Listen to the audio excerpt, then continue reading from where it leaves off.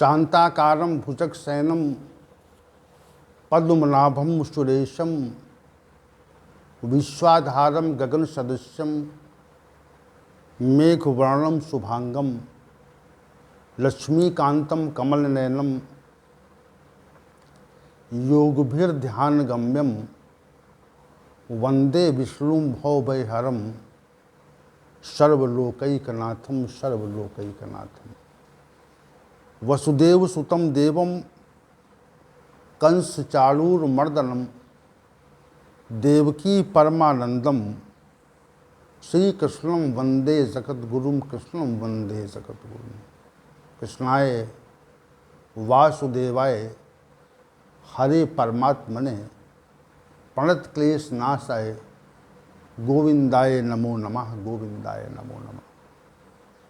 हम सभी आज पुनः भगवद गीता के इस विशेष ज्ञान सत्र में उपस्थित हैं और उपस्थित होकर के श्री भगवान गोविंद के मुखार बिंदु से प्रस्फुटित ब्रह्मवाणी पर चर्चा और श्रवण की इच्छा से हमारी यहाँ उपस्थिति है।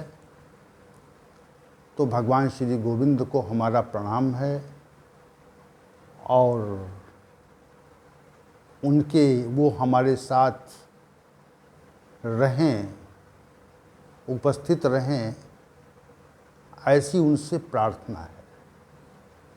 हमारी प्रार्थना को निश्चित स्वीकार करेंगे और हमारे साथ रहेंगे, ऐसा हमारा दृढ़ विचार है।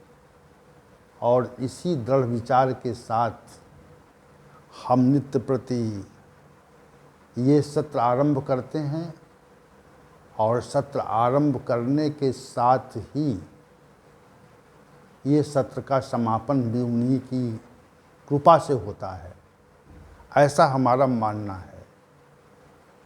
तो आइए चलते हैं आज के विषय की ओर और भगवान श्री गोविंद को एक बार पुनः प्रणाम करके आज के विषय की ओर हम बढ़ते हैं। अध्याय संख्या 17 और श्लोक संख्या 16 जिस पर हम विचार कर रहे हैं, इसमें श्री भगवान ने मन संबंधी तप का विशिष्ट वर्णन किया था और उन्होंने 5 तथ्यों को मन संबंधी तप में सम्मिलित किया। मना प्रसादा सौम्यत्वम मौन आत्म विनिग्रह भाव संशुद्धि इति एतत् तपः मानसम उच्यते। मन प्रसन्न रहे, सौम्य भाव रहे, मौन आत्म विनिग्रह और भावों की अच्छी प्रकार शुद्धि रहे, तो इसको मन संबंधी तप कहा जाता है, ऐसा श्री भगवान का कथन है। तो कल के सत्र तक हम लोगों ने मना प्रसादा और सौम्यत्वम नामक पदों पर विचार किया था। अब इस श्लोक में 3 तथ्य और प्रमुख हैं। एक तो मन संबंधी तप के लिए मौनम और दूसरा आत्म विनिग्रह है और तीसरा भाव संशुद्धि, भावों की पूरी प्रकार से शुद्धि। ये 3 भाव हैं, 3 तथ्य हैं जो मन संबंधी तप को स्पष्ट करते हैं। तो चूंकि 2 भाव तो हम कल ले चुके हैं, मना प्रसादा और सौम्यत्वम, तो आज हम तीसरा भाव लेते हैं, मौनम। मौनम क्या है? मौनम क्या है? मौन मौन को सामान्य भाषा में ये कहा जाता है कि वाणी से कुछ न कहा जाए, वाणी का प्रयोग न किया जाए। जैसे हम कहते हैं हम अमुक व्यक्ति के पास गए और हमने उस व्यक्ति से अनेक प्रश्न किए, लेकिन वो मौन रहा। इसका अभिप्राय यह है कि कुछ बोला नहीं, कुछ वो बोला नहीं। तो ये एक स्थूल भाव है कि हम कहें कि हमने तो बहुत कुछ कहा, लेकिन वह मौन रहे। तो ये जो मौन रहे है, कथन का अभिप्राय ये है कि उसने कुछ नहीं कहा, उसने अपनी वाणी का प्रयोग नहीं किया। तो मौन का जो स्थूल भाव है वह वाणी के प्रयोग न करने से संबंध रखता है, कि हम वाणी का प्रयोग करें ही ना, वाणी का प्रयोग न करें हम। तो इसको सामान्य भाषा में मौन कहते हैं। लेकिन यहाँ पर चूंकि मन संबंधी तप की बात हो रही है, मन संबंधी तप की बात हो रही है, इसलिए जो मौनम पद है उसका संबंध वाणी से नहीं, वाणी से तो है लेकिन मात्र वाणी से ये नहीं है। मौनम पद का जो संबंध है वह मन के आंतरिक भाव से भी है। मन में बहुत कुछ चले, बहुत कुछ चले, तमाम विषय मन की विचार परिधि में आ जाएं, विचार सीमा में आ जाएं। मन की विचार सीमा में बहुत से विषय आ जाएं, तो इसको मौन कदापि नहीं कह सकते। मन की विचार सीमा में यदि बहुत से विषय आ जाएं तो इसको मौन नहीं कहते। फिर तो वाणी तो मौन है, लेकिन मन में अनेक प्रकार के विचार आ रहे हैं, मन में अनेक प्रकार के विषय आ रहे हैं। वाणी तो शांत है, वाणी जो है वह शांत है, वाणी कुछ नहीं कह रही है। लेकिन मन जितना अशांत रहता है, मन जितना अधिक अशांत रहता है, तो हम मन से ही बातचीत करने लगते हैं, मन में बातचीत करने लगते। जैसे मानसिक जब होता है तो वाणी तो कुछ नहीं कहती, वाणी तो शांत रहती है। लेकिन वह जप मन से होता है, मानसिक जप जो है वो मन से होता है। किसी मंत्र का जप जो है हम मन से करने लगते हैं। तो मानसिक जप जब आरंभ हो जाता है तो उसमें मन तो, वाणी तो मौन है। जिस स्थूल तत्व को ये हम समझते हैं कि वाणी का शांत रहना ही मौन है, तो ये स्थूल भाव है। ये मौन की संपूर्ण व्याख्या नहीं है, मौन की संपूर्ण व्याख्या ये नहीं है। मौन की संपूर्ण व्याख्या क्या है? हमारा जो मन है वह नित्य निरंतर अनेक विषयों के बारे में विचार करता रहता है। मन की विचार सीमा में, विचार परिधि में असंख्य विषय आते रहते हैं और वे विषय सांसारिक होते हैं। वे विषय सांसारिक होते हैं। उन विषयों का आना जाना नित्य लगा रहता है। उन विषयों का जो आना है, जाना है, आने जाने का जो क्रम है वह नित्य रहता है, अनित्य नहीं रहता। उसमें नित्यता रहती है, उसमें नित्य भाव रहता है। एक विचार आया, फिर दूसरा विचार आया, फिर तीसरा विचार आया। इस प्रकार विचारों की एक लंबी श्रृंखला हमारी जागृत अवस्था में मन के साथ संलग्न रहती है। तो वाणी से तो उन सब विचारों को हम नहीं कहते। कुछ अच्छे विचार भी होते हैं और कुछ उचित विचार नहीं होते हैं, और कुछ ऐसे होते हैं जिन विचारों का जो प्रकटीकरण है, जिन विचारों का जो प्रकटीकरण है वह असंभव है।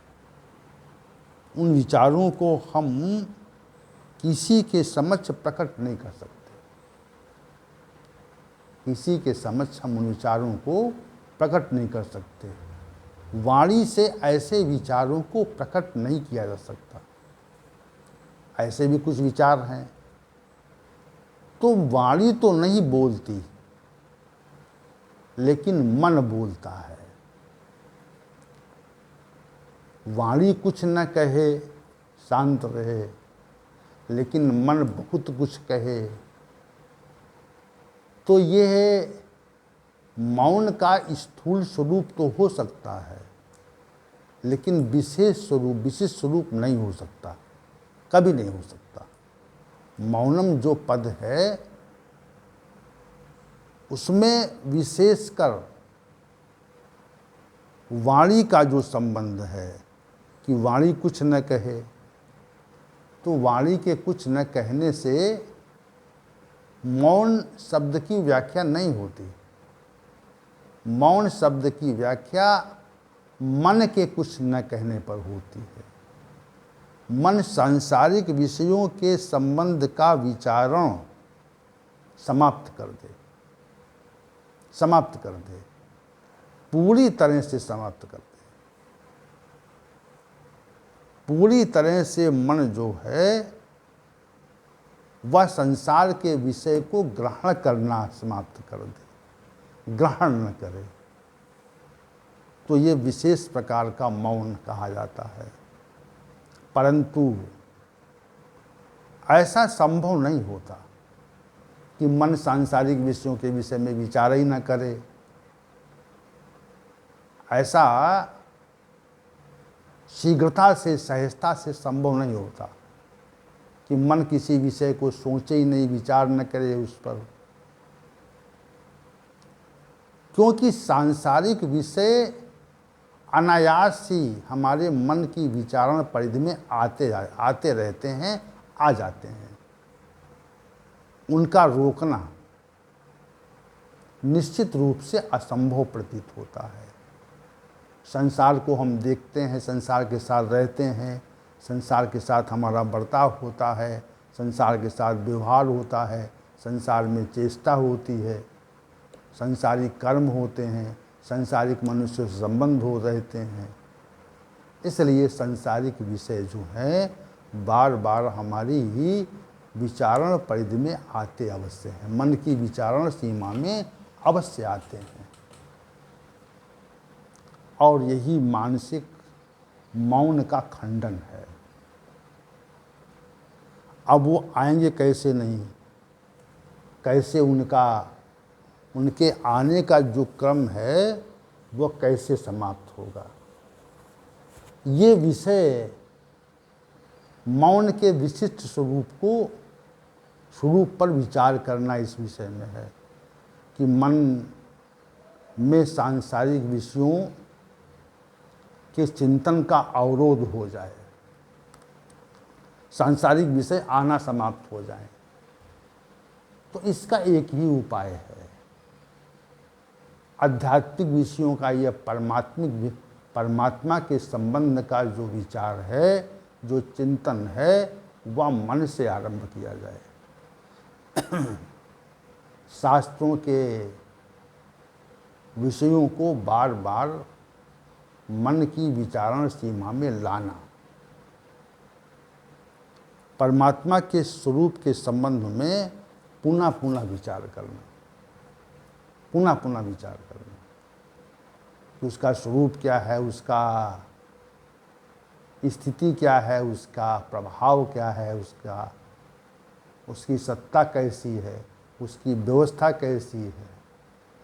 इस संबंध का जब तक विचारण नहीं होता तब तक मन मौन नहीं होता, मन को तब तक मौन नहीं होता, क्योंकि मन या तो सांसारिक विषय के विषय में विचार करेगा या आध्यात्मिक विषयों के संबंध में विचार करेगा। दो इसकी विचारण सीमा में है, दो जो विषय हैं वह उसकी विचारण सीमा में है, उन पर हम विचार करते हैं। तो यहाँ पर जो कथन है, यहाँ पर जो विषय है, वो इतने ही विषय है। श्री भगवान ने कहा कि मौन को भी मन संबंधी तप कहा जाता है। तो मन को परमात्मा में संलग्न करने का जो प्रयास है, सांसारिक विषय से उसको हटा करके परमात्मा में जो संलग्न करने का भाव है, वह मौन कहलाता है, मौन हो जाए। और ये कब होता है? ये आत्म विनिग्रह के बाद होता है। मन का सांसारिक विषयों से निग्रह या अवरोध हो, मन की विचारण परिधि में संसार के विषय आना समाप्त हों, और संसार के विषय आना समाप्त नहीं होंगे तो मन शांत नहीं होगा, और न तो आत्मनिग्रह होगा, न तो मन का निग्रह होगा। श्री भगवान ने मन को रोकने के लिए अभ्यास और वैराग्य दो साधन बताए थे। तो अभ्यास और वैराग्य से मन बस में होता है। तो अर्जुन ने तो यही कहा था कि हे भगवान, मैं मन को रोकना वायु की तरह से कठिन मानता हूँ। वायु इव सुदुष्करम, जैसे वायु को नहीं रोका जा सकता, वायु नित्य निरंतर गति में रहती, उसको नहीं रोका जा सकता, वैसे ही मन को जो है वो भी नित्य गति में रहता है और इसलिए उसको रोका नहीं जा सकता, क्योंकि मन का स्वभाव ही, मन का जो स्वभाव है वह चंचल है, चंचल है। जैसे भंवरा चंचल होता है और वह उपवन में, बगीचे में विभिन्न पुष्पों पर बैठा करता है, एक पुष्प के बाद छोड़ करके दूसरे पुष्प पे बैठ जाता है, दूसरे से तीसरे में, तीसरे से चौथे में, चौथे से पांचवें में। ये जो क्रम है, अनंत क्रम है, ये चला करता है। इसी को चंचलता कहते हैं। मन का भी वैसे ही स्वरूप है। मन भी विभिन्न विषयों पर नित्य निरंतर बैठा करता है, उनको ग्रहण किया करता है, उन विषयों को ग्रहण करने की ओर नित्य आकृष्ट रहता है। वे असंख्य विषय मन की चंचलता के कारण ही हमारी विचारण सीमा में आ जाते हैं, मन की विचारण सीमा में स्वतः आ जाते हैं। तो प्रमथनशील है। जैसे हम दूध को मथते हैं और दूध को मथने के पश्चात उससे मक्खन का प्रादुर्भाव होता है, वैसे ही संसार के विषय को मन मथता है और मथने के पश्चात सांसारिक विषयों को मथने के पश्चात सांसारिक विषय ही उससे वो उत्पन्न करता है। मक्खन की तरह से सांसारिक विषय उसकी विचारण परिधि में आते रहते हैं और वो उनको उन्हीं पे नित्य उनको ग्रहण करता रहता है। ये बात विशेष है। और मन इतना बलवान है कि हम उसको जीत नहीं पाते। बलवान का क्या अभिप्राय होता है? बलवान का क्या अर्थ है? जिसमें अधिक बल हो, जिसमें अधिक सामर्थ्य हो, जिसमें अधिक शक्ति हो, जिसको जीता ना जा सके, कठिनता से जीता जा सके, कठिनता से जिसको नियंत्रित किया जा सके, उसको बलशाली कहते हैं कि बलयुक्त है, शक्तिशाली है ये व्यक्ति। इसको जल्दी जीता नहीं जा सकता, शीघ्रता से इसको वश में नहीं किया जा सकता। वैसे ही जो मन है वह बलशाली है, बलयुक्त है, शक्तिशाली है। इसको हम शीघ्रता से नियंत्रित नहीं कर सकते। दूसरे चौथा जो स्वरूप मन का है वो हठधर्मी स्वरूप है। जैसे किसी बच्चे को एक कार्य के लिए रोकें आप, या किसी व्यक्ति को मदिरा पान के लिए रोकें परंतु वो न माने, नहीं मानते लोग, हठधर्मी स्वभाव के हैं, हठ लिए हुए हैं। हठधर्मी स्वभाव के कारण वो लोग हठधर्मिता से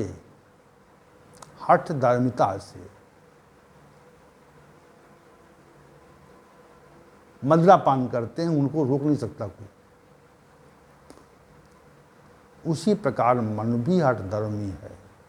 जो आत्मविनिग्रह जो पद है ये मन को निगृहित करने से संबंधित है, मन को रोकने से संबंधित है, जो वाणी संबंधी तप का चौथा स्वरूप है। और इसका संबंध मौनम से भी है। मौनम और आत्मविनिग्रह दोनों एक ही तत्व प्रकट करते हैं लगभग। जब तक मन का निग्रह नहीं होगा तब तक मौन भी नहीं रह सकते हैं। कुछ व्यक्ति बाह्य रूप से मौन रह करके आंतरिक रूप से एकदम मौन नहीं रहते। जब तक आध्यात्मिक चिंतन नहीं होगा, जब तक आध्यात्मिक चिंतन नहीं होगा, तब तक मनुष्य मौन नहीं रह सकता। मौन रहने के लिए आध्यात्मिक चिंतन का होना अनिवार्य है, आधारभूत तथ्य है। तो मौनम और आत्मविनिग्रह, आत्मविनिग्रह को पहले ले लें हम और मौनम को बाद में ले लें। ये जो मन संबंधी तप है इसमें आत्मविनिग्रह और मौनम दोनों ही पद जो हैं एक दूसरे के पर्यायवाची प्रतीत होते हैं। पर्यायवाची है नहीं है, लेकिन उनका जो परिणाम है वो पर्यायवाची प्रतीत होता है हमको। तो और जो पांचवी बात श्री भगवान ने कही, भाव संशुद्धि, भावों की पूरी तरह से शुद्धि, अच्छी प्रकार से शुद्धि। मन में जो भाव आते हैं वह शुद्ध रहें। जैसे किसी दूध में, किसी दूध के पात्र में जल मिला दिया जाए तो दूध में, दूध की शुद्धता में विकृति आती है। दूध अशुद्ध हो जाता है, यानी जल के मिलाने से जो उसकी जो शुद्धता थी वह जल से प्रभावित हो गई। तो उसी प्रकार जो ये भाव संशुद्धि है, भावों की संशुद्धि कैसे होगी, भाव कैसे शुद्ध रहेंगे? भाव तब तक शुद्ध नहीं रहते जब तक हम संसार में रमण करते हैं। संसार में राग और द्वेष दो तथ्य हैं जिनसे हमें स्नेह होता है, उनके प्रति राग होता है, और जो हमारे प्रतिकूल होते हैं उनसे हमको द्वेष होता है। दो ही बातें हैं, राग द्वेष दो ही बातें हैं। जिनसे स्नेह होगा तो उनसे मनुष्य को राग हो जाएगा, और जिनसे प्रतिकूलता होगी उनसे मनुष्य को द्वेष हो जाएगा। राग द्वेष ये जो दोनों तथ्य हैं ये मन के भाव को शुद्ध नहीं होने देते, शुद्ध अशुद्ध रखते हैं। राग होगा तब भी, जिस व्यक्ति से राग होगा उससे सुख प्राप्त करने का भाव रहेगा, और जिससे द्वेष होगा उसके अहित की आकांक्षा का भाव रहेगा। दो बातें विशेष हैं। तो भाव संशुद्धि यानी भावों की अच्छी प्रकार शुद्धि हो जाए, भाव शुद्ध हो जाएं, निर्मल हो जाएं, तो भी ये मन संबंधी तप कहा जाता है। ऐसा श्री भगवान का कथन है। तो मानसिक तप में श्री भगवान ने जिन 5 तथ्यों का वर्णन किया, मन संबंधी तप में 5 तथ्यों को विशेष बताया। मना प्रसादा सौम्यत्वम, मौन मात विनिग्रह, भाव संशुद्धि इति तत् तपः मानसम उच्यते। मन प्रसन्न रहे और सौम्य रहे, मौन का पूरी तरह से पालन किया जाए, यानी चित्त और मन दोनों शांत हो जाएं, और सांसारिक विषयों से मन को हटा लें, तथा अंतःकरण में किसी के प्रति कोई भी अहितकर भावना न रहे, भाव शुद्ध रहें, विषय भोगों के तथ्य बाहर निकल जाए मन से। तो इसको श्री भगवान ने कहा इत एतत् मानसम तपा उच्यते। इसको मन संबंधी तप कहा जाता है। ऐसा श्री भगवान का मन संबंधी तप के संबंध में विनिश्चय है। अब ये श्लोक संख्या 14, 15 और 16 में श्री भगवान ने शरीर, मन, शरीर, वाणी और मन संबंधी तप की व्याख्या की, तप के भेद बता दिए।